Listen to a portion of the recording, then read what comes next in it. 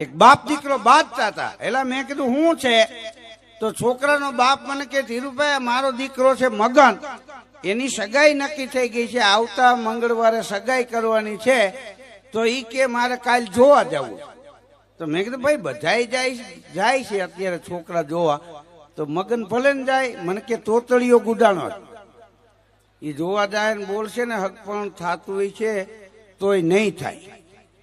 મેં કીધું મગન તારા માટે ના પાડે, તારી જીભ જલાય છે, તું ન્યા જઈને બોલીશ ને તો હક પણ નહીં થાય. તો મગન હું કે ખબર ધીલુભાઈ હું માલું ખલાપ કરું, હું જોવા ભલે જાઉં, મને હરફ કહીડે મગનો મરી જાય બાકી બોલે નહીં. જોવા જવું પડે, આ લોકો બચકાવી દે આપણને. એટલે મેં કીધું ભાઈ નહીં બોલે જવા દો. તેનો બાપ કે તમે સવારે ભેગા આવો. મેં કીધું મારે પ્રોગ્રામ તો સાંજે છે, દિવસની કોકની હગાઈ થતી હોય તો આપણને હું વાંધો. તે હું ગયો, મગનનો બાપ, હું, મગન, અમે ત્રણેય ગયા. જે ગામમાં છોકરી જોવાની હતી ને અહીંયા પાદરમાં પૂગ્યા ને, તો મગન બોલ્યો મને કે ધીલુભાઈ બોલવાની ના પાલો છો. હું બોલી કે નહીં, પણ કદાચ અગત્યનું લાદે તો ગાયન સંભળાવું તો હાલે. કીધું ગાવામાં જીભ જલાતી હોય ખબર ન પડે, બોલતો નહીં. મને કે બોલી છે નહીં, ગાય છે નહીં, આ તો અગત્યનું લાદે. ઘણી વાર મને કે ધીલુભાઈ એવું થાય બોલીએ તો સંબંધ તૂટી જાય, ન બોલીએ તો આપણે તૂટી જાય.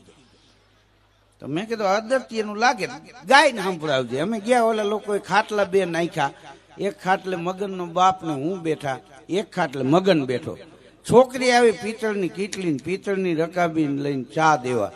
મગનના બાપને મને રકાબી આપી, પછી મગનને આપી. પેલી જ રકાબી મગનની ભરી, મૂર્તિઓ તી હતો. તે પિત્તળની રકાબી કાંઠા સુધી ચાની ભરાણી ને એમાં ટેરવા દાઈ જાય. તો મગનને બોલવાની ના પાડી હતી ને, તો ગાવા માંડ્યો. એ દલમ લા દે મને દલમ લા દે, રતાબી માતા મને દલમ લા દે.